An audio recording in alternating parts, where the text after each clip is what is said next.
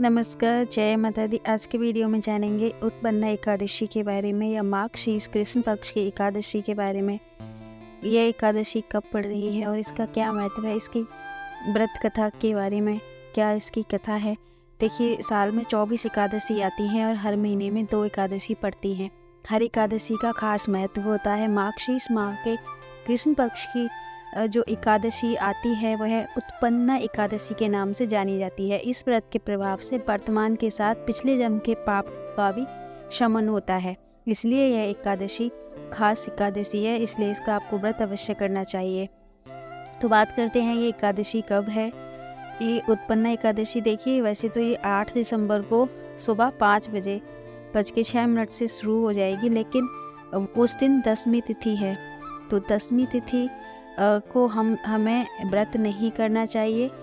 9 दिसंबर को जो एकादशी की तिथि है वो 6:30 बजे ख़त्म हो जाएगी, लेकिन हमें जो व्रत रखना है वो उद्या तिथि भी है अपना। वैसे उद्या तिथि तो 8 दिसंबर को भी शुरू से भी प्राप्त हो रही है, लेकिन दसवीं तिथि से युक्त हमें एकादशी का व्रत नहीं करना चाहिए।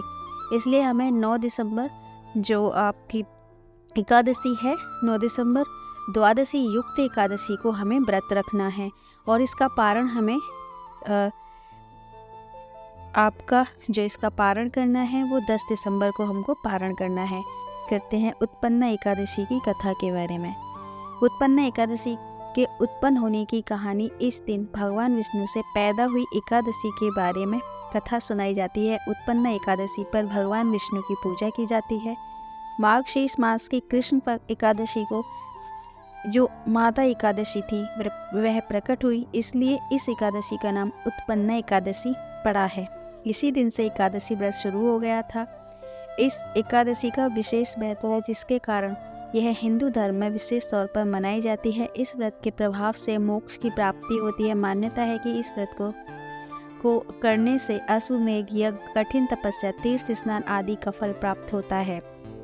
उत्पन्ना एकादशी पर किए गए व्रत उपवास से तन मन निर्मल होता है। इस व्रत से उत्तम स्वास्थ्य की प्राप्ति होती है। उत्पन्ना एकादशी व्रत में 10वीं तिथि से प्रारंभ हो जाती है।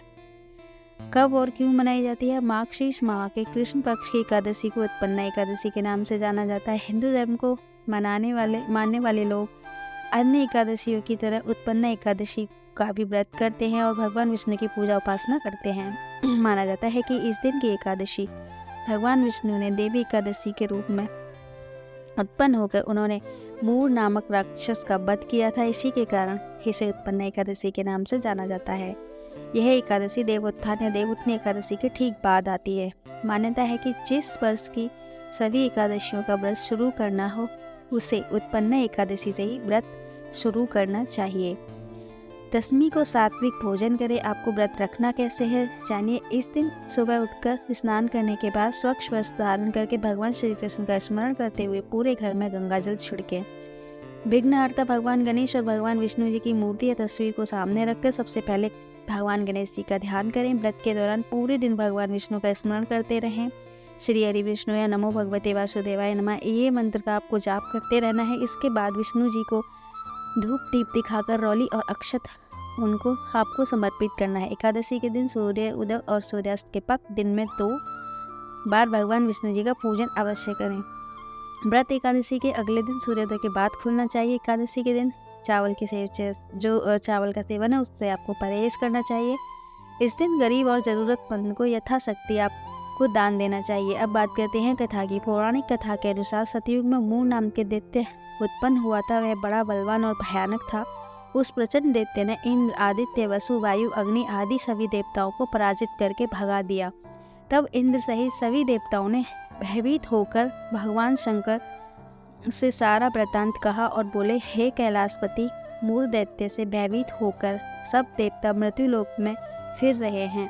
तब भगवान शिव ने कहा, हे देवताओं, तीनों लोकों के स्वामी, भक्तों के दुखों का नाश करने वाले भगवान विष्णु की शरण में जाओ, वे ही तुम्हारे दुखों दूर कर सकते हैं।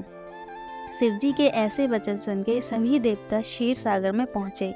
वहाँ भगवान को शयन करते देख हाथ जोड़कर उनकी स्तुति करने लगे। हे देवताओं, द्वारा स्तुति करने से योग्य प्रभु आपको बारंबार नमस्कार है। देवताओं की रक्षा करने वाले मधुसूदन आपको नमस्कार है।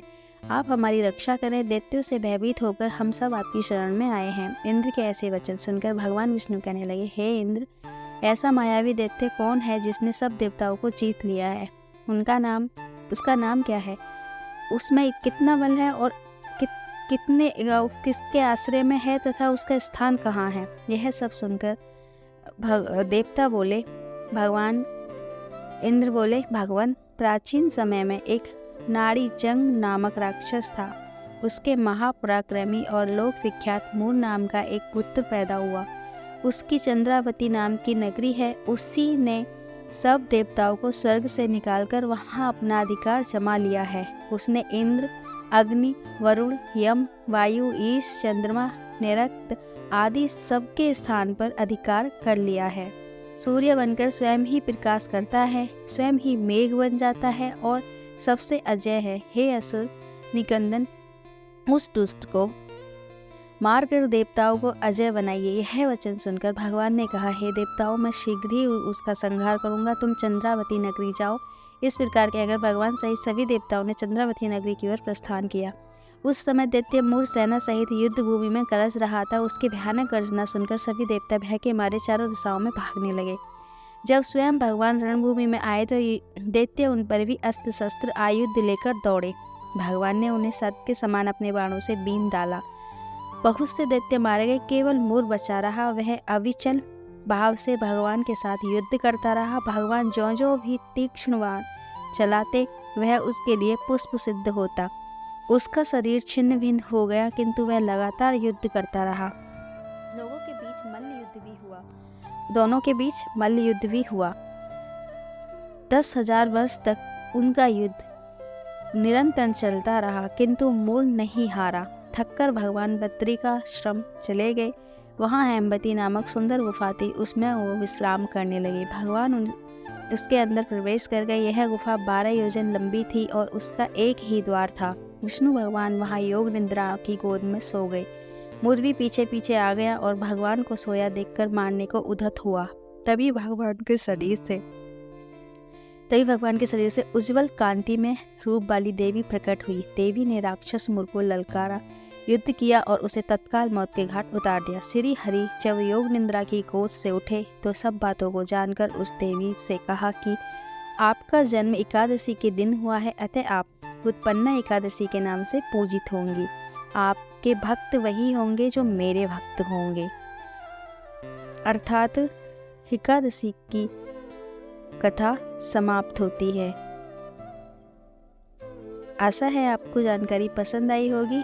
ऐसे ही और इन्फॉर्मेटिव वीडियोस के लिए मेरे चैनल को सब्सक्राइब करें और वीडियो को ज़्यादा से ज़्यादा शेयर करें। धन्यवाद।